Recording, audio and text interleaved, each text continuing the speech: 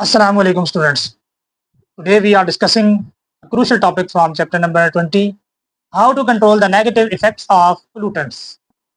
सबसे पहले देखते हैं कि वाटर पोllutants हमारे एनवायरनमेंट पर क्या नेगेटिव इफेक्ट्स डालते हैं. Water pollutants can disrupt aquatic system.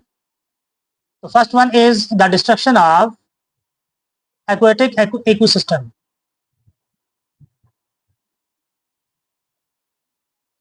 Destruction of aquatic ecosystem through eutrophication and destruction of habitats. ठीक है जी. पहला नेगेटिव इफेक्ट क्या है कि वाटर पोल्यूशन इकोसिस्टम को डिस्ट्रॉय करती है by eutrophication and destruction of habitats. Eutrophication हमने लास्ट लेक्चर में पढ़ा था कि यूट्रिफिकेशन में क्या होता है, नाइट्रोजन फॉस्फेट्स और नाइट्रेट्स की कंसंट्रेशन के वाटर में बढ़ जाने की वजह से अल्जाई की ग्रोथ बढ़ जाती है. अल्जाई की ग्रोथ इंक्रीज होने की वजह से वाटर में मौजूद एब्जॉर्ब ऑक्सीजन डिक्रीज हो जाती है. एब्जॉर्ब ऑक्सीजन डिक्रीज होने की वजह से एक्वेटिक लाइफ डिस्ट्रॉय हो जाती है. एक्वेटिक इकोसिस्टम डिस्ट्रॉय हो जाता है. ठीक है. And destruction of habitats. दूसरा है destruction of agriculture and food. Agriculture and food. Polluted water can also lower crop yields. ठीक है जी. पोल्यूटेड वाटर की वजह से एग्रीकल्चर प्रोडक्ट जो है वो कम आती है. क्रॉप्स की प्रोडक्ट कम हासिल होती है, डिक्रीज हो जाती है. And contaminate food sources. और जो फूड आइटम्स हैं like vegetables and fruits, vegetables and fruits, vegetable and fruits जो है वो कंटामिनेट हो जाते हैं. ठीक है. कंटामिनेट कैसे हो जाएंगे? By the use of fertilizers, pesticides and so on. ठीक है बच्चों. सो यहाँ हमने दो नेगेटिव इफेक्ट देखे. First negative effect is on aquatic ecosystem and second negative effect is on agriculture and food. Now we are discussing 6 steps to control the negative effect of water pollution on environment. Control measures. First one is treatment of wastewater. Treatment of wastewater. Wastewater को environment में release करने से पहले उसको treat करना जरूरी है. अगर वेस्ट वाटर को, सेवेज वाटर को, इंडस्ट्रियल वाटर को एनवायरनमेंट में, रिवर्स एंड लेक्स में रिलीज करने से पहले ट्रीट कर लिया जाए तो वाटर पोल्यूशन कम हो जाएगी. Sewage and industrial wastewater should be treated before it is discharged into water bodies. Second आ जाता है plastic management. Plastic management. Plastic management में क्या है? प्लास्टिक्स को ज़्यादा से ज़्यादा रीयूज और रिसाइकल करें ताकि इनकी न्यू प्रोडक्शन कम हो सके. प्लास्टिक मस्ट बी रीयूज्ड और recycled to minimize their products. Third one is proper disposal of household.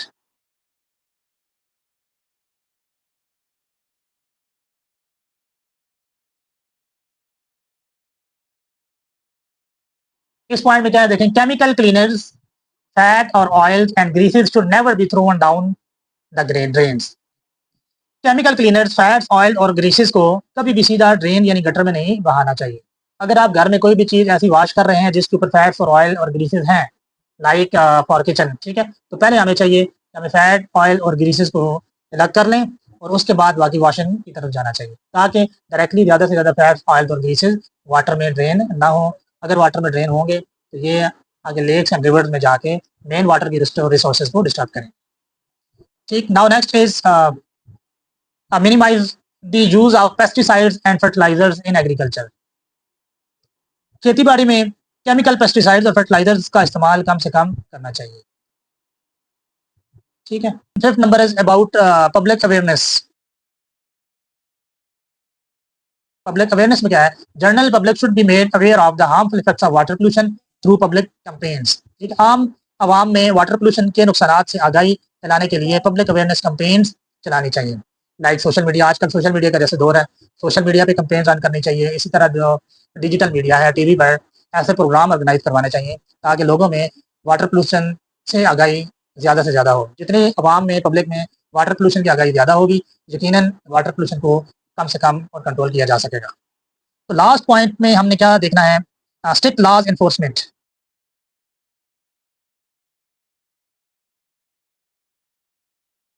Last point is implement and enforce laws for the strict control of all type of water pollutions. Government को चाहिए कि तमाम किस्म की water pollution को रोकने के लिए स्ट्रिक्ट लॉज बनाए जाएं और इन्हें सख्ती से इन्फोर्स किया जाए, उन पर अमल दरामद किया जाए।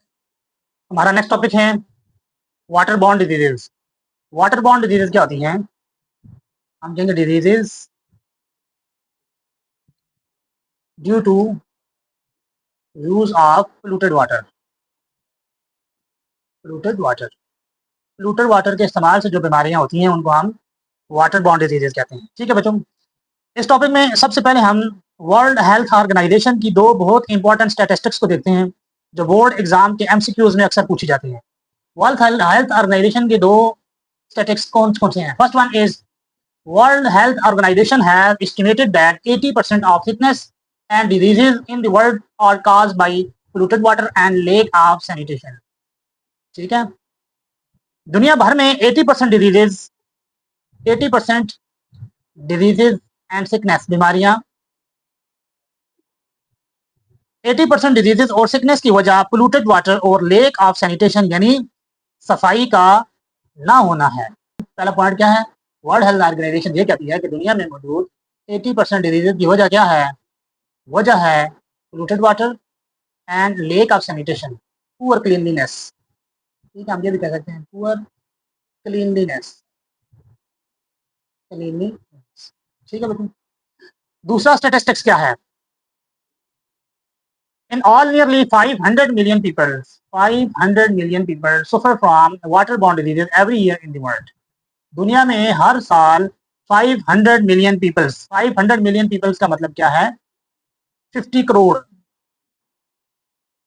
50 करोड़ पीपल्स हर साल वाटरबॉर्न डिजीजेज का शिकार होते हैं। उसके बाद हम देखते हैं कि वाटरबॉर्न डिजीजेज कौन कौन सी हैं।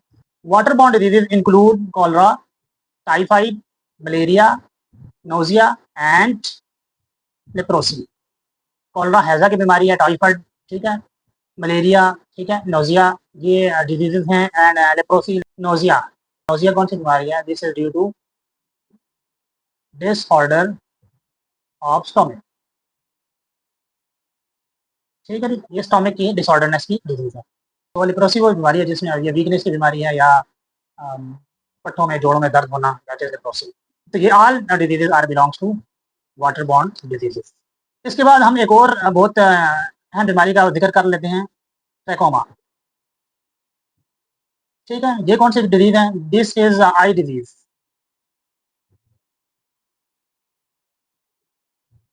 ठीक है जी, trachoma, millions of people are suffering from a disease called trachoma which often cause blindness। ठीक है जी, इसकी अगर ट्रैकोमा की शिद्दत बढ़ जाए तो ये ब्लाइंडनेस काज करती है। This disease is particularly prevalent among babies and children in developed countries। ठीक है, डेवलप कंट्री में यूजुअली छोटे बच्चों में और ये डिजीज पाई जाती है। ठीक, और लास्ट में है हमारे पास liver disease, particularly viral hepatitis. Viral hepatitis की डिजीज है जो क्या होती है? ये लिवर डिजीज है। ठीक है जी, is also caused by drinking contaminated water. समझ आ गया बच्चों? तो मैं इसको आखिर में दोबारा रिपीट कर देता हूँ।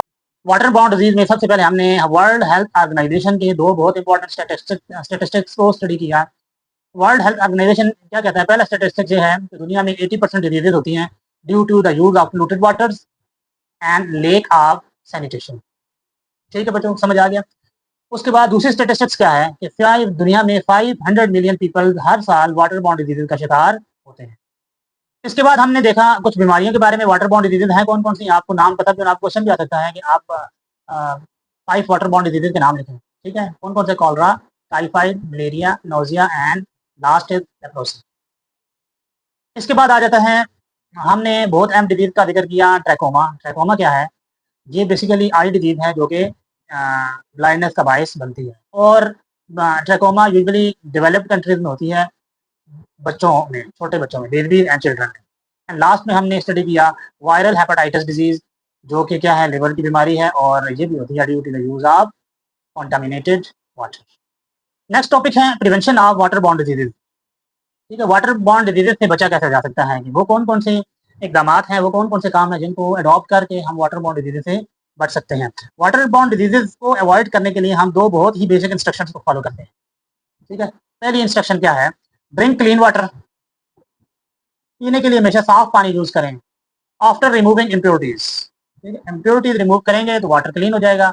वाटर क्लीन करने के बाद and boiling to kill the germs, ठीक है। पहला स्टेप ये है कि पानी पीने से पहले उससे तमाम फिजिकल इम्प्योरिटीज को रिमूव किया जाए और सबसे इंपॉर्टेंट स्टेप पानी को बॉयल किया जाए। बॉइलिंग से पानी में मौजूद तमाम हार्मफुल जर्म्स और पैथोजेंस किल हो जाते हैं। दूसरी इंस्ट्रक्शन क्या है? Practice hygiene. हाइजीन का मतलब ये है कि सफाई का ख्याल करें। By keeping your body specially hands clean, ensure proper sanitation facilities are available, ठीक है जी। दूसरे स्टेप में क्या है? पर्सनल हाइजीन और एनवायरनमेंट की सफाई है। अपनी बॉडी को खास तौर पर हैंड्स को रेगुलर इंटरवल पर साफ करें। इसके साथ साथ ये इंश्योर करें कि प्रॉपर सैनिटेशन फैसिलिटीज, सफाई और ड्रेनेज का निज़ाम अवेलेबल हो।